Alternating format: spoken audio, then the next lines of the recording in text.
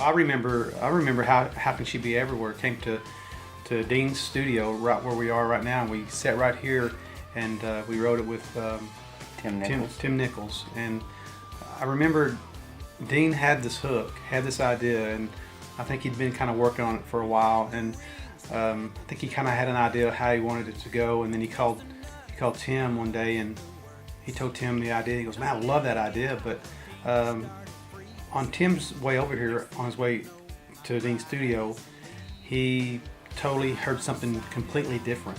And when he got here, he goes, "You know, Dean, I'm not really hearing it that way. What do you think about this?" And he kind of threw out that first line. Had the church, the mince, the nuts, and he just punch the works. Yeah, punch the works, and he just threw it all. He threw the whole line out, and I think it's a really different, cool song as far as the vibe of it.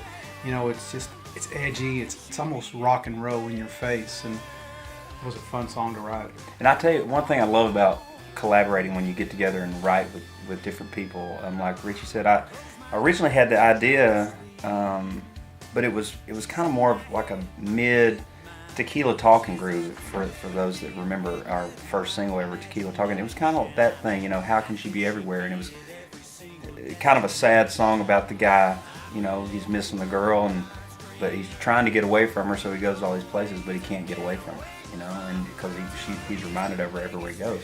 And that's how it started out. And then Tim called and he goes, "Man," and like Richie said, and he had this whole different spin. And then we started talking about No News, which was our very first #1 record. He goes, "What if it was just a rambling lyric like that?" And he goes, "I don't know. I don't really know what it is." And then he spit out the first 5 lines or so. And I was like, "Oh, like that? Yeah, like that. That's good." So there's a lot of references in there to places and funny things, you know. So it went from Tequila Talking to Metallica. Because I mean, if you listen to the guitar stuff on it, it's the most rockin' song in the album. I think I always thought of it like this was how AC/DC would record a song right here. Just a heavy guitar and the real simple drum beat and all the kind of references in there. It's just a great song. For those that don't really remember, we're going to give you a little education. When this band was first formed, there were 5, not 4. And we had this young guy that what was his name?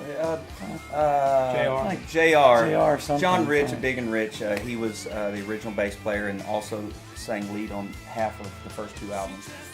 And I just remember the 3 of us, Richie and I and Tim, laughing because all these different things that kept coming out. And we decided to, one of the places, if you listen to the chorus, one of the you know, about they're in Vegas and hanging out with Big and Rich.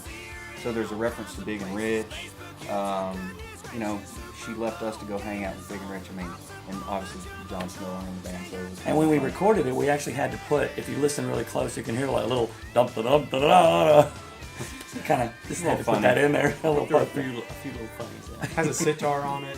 Yeah, when you say New Delhi. Yeah, because it mentions New Delhi. And then It's a fun song. Shanghai. Shanghai, do a little.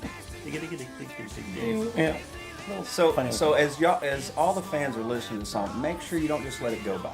Okay, listen to it several times, because there's going to be the Big and Rich reference. There's going to be the little dum da dum da da da, save a horse ride a cowboy thing in there.